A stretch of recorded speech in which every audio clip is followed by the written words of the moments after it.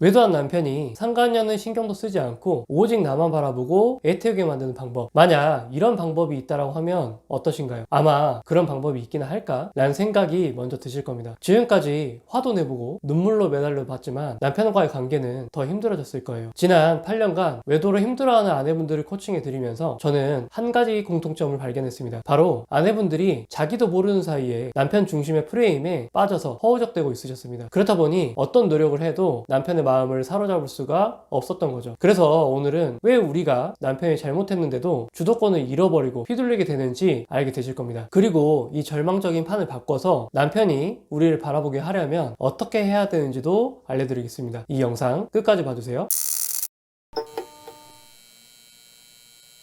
우리가 남편의 외도를 겪게 되었을 때 어떻게 남편 중심의 프레임에 빠지게 되는지를 먼저 알아야 됩니다. 남편의 외도는 우리의 세상을 송두리째 흔드는 거대한 충격입니다. 그리고 정말 놀라운 점은 외도 전에는 누구보다 주체적이고 독립적으로 살았던 여성분들조차 이 사건을 기점으로 갑자기 모든 사고가 남편 중심으로 흘러가게 됩니다. 우리는 어느새 남편의 일거수일투족을 신경 쓰게 됐을 거예요. 남편의 퇴근 시간이 늦어지면 불안하고 핸드폰만 들고 있으면 계속 눈에 거슬렸을 겁니다. 남편이 오늘은 어딜 갔고 누구를 만나는지 알아내는데 모든 시간과 에너지를 쏟게 되셨을 거예요. 우리는 남편의 마음이 어떤지 계속 확인하고 있었을 겁니다. 그러다 보니 남편의 작은 말 한마디나 행동 하나에 이제 좀 정신을 차렸나? 이런 생각이 들다가도 남편의 무심한 태도에 깊은 절망감에 빠지는 이런 일들이 계속 반복됐을 겁니다. 그러다 보면 이 상황이 너무 괴롭기 때문에 우리는 점차 현실을 있는 그대로 보기보다는 스스로를 속이기 시작합니다. 남편이 계속 말도 안 되는 의심스러운 행동을 하는데도 이번이 정말 마지막이겠지, 본인도 지금 얼마나 힘들겠어 라고 생각하면서 상황을 합리화하려고 했을 거예요. 결국 이 모든 과정은 우리 자신을 잃어버리는 결과로 이어집니다. 남편의 일과 감정, 그리고 남편과의 관계적인 측면에만 몰두하는 동안 정작 우리의 삶을 잃어버리게 되는 거죠. 예전에는 그렇게 즐겼던 드라마를 봐도 내용이 들어오지 않을 거고요. 아이의 웃는 모습을 봐도 진심으로 함께 웃어주지를 못했을 겁니다. 우리 안에 있던 긍정적인 감정의 에너지가 남편에 대한 걱정과 불안, 원망으로 모두 소진되었을 거예요. 그렇게 무감각한 상태가 되어가 버리는 거죠. 이게 바로 우리가 갇히게 되는 남편 중심의 프레임의 실제 모습입니다. 우리의 시간과 감정, 그리고 내 자신마저 잃어버리는 이 프레임에 계속 빠지게 돼요. 여기서 가장 중요한 사실은 이 프레임 안에서는 정답이 결코 없다는 겁니다. 우리가 벗어나려고 발버둥 칠수록 더 깊은 무력감의 늪으로 빠져들게 되기 때문이에요. 그렇기 때문에 우리는 이 프레임 자체를 부수고 밖으로 나와야 됩니다. 그렇다면 이 절망적인 프레임을 어떻게 부수고 나올 수 있을까요? 결론부터 간단히 말씀드리면 이 프레임을 부수려고 하는 게 아니라 먼저 우리가 스스로 중심이 되는 프레임을 새롭게 만들어야 됩니다. 물론 이런 생각이 드실 수 있습니다. 남편과 관계를 회복하고 싶은 거지 무슨 거창한 프레임을 만들고 뭐 이렇게 하기는 싫어요 라고 말이죠. 하지만 여기서 우리는 매우 고통스럽지만 인정해야 될 사실이 있습니다. 바로 지금의 남편은 더 이상 우리를 같은 편으로 생각하고 있지 않다는 거예요. 외도에 빠진 사람은 자신의 행동을 정당화하기 위해서 자기 합리화를 시작합니다. 남편은 무의식적으로 자신의 아내를 내 행복을 방해하는 장애물 이렇게 생각하게 되고, 반대로 상간녀는 자신을 이해해주는 유일한 사람 이렇게 규정을 하게 될 겁니다. 이미 남편의 마음속에서는 우리를 피해야 될 대상으로 여기고 있다는 거예요. 그렇기 때문에 나 중심의 프레임을 세우는 그런 과정을 건너뛰고 그저 관계만 회복하겠다고 생각하는 것 자체가 결국 남편 중심의 프레임에서 벗어나지 못하겠다는 말과 똑같습니다. 그리고 그 안에서는 관계 회복도 우리가 삶의 주도권을 되찾는 것도 둘 다 불가능할 수밖에 없다는 것을 이제는 알아야 합니다. 자, 그렇다면 우리 스스로가 중심이 된 프레임은 어떻게 새롭게 만들 수 있을까요? 지금부터 그 원칙들을 하나씩 알아보겠습니다. 첫 번째 원칙은 가장 중요한 대전제이기도 합니다. 방금 말씀드린 대로 남편과의 관계를 어떻게든 회복하겠다 이 생각은 잠깐 뒤로 미뤄야 됩니다. 그리고 남편의 외도에 대해서 내가 어떻게 대응할 것인지 이걸 먼저 생각해야 합니다. 물론 이건 상간녀를 남편에게서 당장 떼어낸다 이런 통제 불가능한 목표를 바로 세우라는 말씀을 드리는 게 아닙니다. 그보다 더 근본적으로 남편의 외도라는 이 상황 자체를 내가 앞으로 어떻게 다룰 것인지 이것에 대한 나만의 원칙과 단호한 태도를 정해야 된다는 거죠. 외도 문제를 가장 먼저 해결하려면 우리는 스스로 이런 각오들을 해야 합니다. 외도는 어떤 이유로도 결코 용납될 수 없다. 그리고 나는 이 원칙을 지키기 위해서 이혼까지도 각오하겠다 라고 말이죠. 모든 건강한 관계는 명확한 선을 긋는 것부터 출발한다는 사실을 기억해야 합니다. 남편의 외도는 그 선을 무참히 파괴한 행위예요. 이때 남편과의 관계가 중요해서 어설프게 용서하거나 그 사람하고 이제 나 연락 안 해, 나 믿어줘 이런 남편의 말들을 믿고 기다려주는 이런 모호한 태도는 남편에게 나 선 넘어도 괜찮구나 라는 아주 잘못된 신호를 주게 됩니다. 도대체 왜 그럴까요? 외도한 남편의 심리를 아주 냉정하게 말씀드리겠습니다. 아내분들에게는 정말로 죄송한 이야기지만 남편은 우리의 고통을 모르는 게 절대 아닙니다. 알면서도 감수하는 거예요. 왜냐하면 남편의 머릿속에서는 아내의 슬픔이나 분노는 자신이 상간녀를 만나는 이득을 위해 감수해야 될 대가, 이렇게 생각을 하기 때문입니다. 만약 우리가 남편에게 보여주는 고통의 대가가 남편이 어느 정도 감당할 만한 수준이라면 남편은 상간녀와의 관계를 정리하지 않을 겁니다. 그렇기 때문에 외도 문제를 해결할 유일한 방법은 남편이 얻는 것보다 잃는 것들이 더 많도록 해야 됩니다. 즉 어떤 경우에도 외도는 용납 불가하고 남편이 상간녀를 만나는 이득보다 훨씬 더 큰 대가가 따를 것이라는 걸 말로만이 아니라 행동으로 보여줘야 됩니다. 구체적으로 말씀드리자면 이혼이라든지 이혼 요구라든지 소송, 사회적 평판의 추락, 이런 것들을 남편이 반드시 치르게 된다는 것을 명확하게 인식시켜야 해요. 이것들을 위해선 남편과의 관계가 지금 당장 나빠지더라도 이 외도 문제만큼은 반드시 바로잡겠다, 이런 단호한 마음가짐이 필요합니다. 이렇게 첫 번째 원칙을 통해 단호한 마음을 먹었다면 이제 두 번째 원칙으로 넘어가야 됩니다. 바로 우리의 생각과 감정을 더 이상 남편에게 전부 공유하지 않는 것입니다. 외도를 알게 된 직후에는 우리는 너무나 고통스러운 나머지 우리가 아는 모든 증거와 앞으로의 계획, 그리고 우리 내면의 모든 감정들을 남편에게 쏟아내곤 했을 겁니다. 하지만 이건 우리가 모든 패를 남편에게 다 보여주는 것과 같은 거예요. 우리의 모든 수를 다 알게 된 남편은 더 이상 우리를 궁금해하지도 두려워하지도 않게 됩니다. 왜냐하면 자신이 다 알고 있으니 나는 아내를 언제든지 통제 가능하다, 이렇게 생각하기 때문입니다. 우리의 모든 생각과 의도를 훤히 꿰뚫어 보고 있는 이 남편은 이제 어떻게 하면 우리를 가장 효과적으로 속이고 안심시킬 수 있는지 그 방법을 정확하게 알게 되는 거죠. 남편은 어쩌면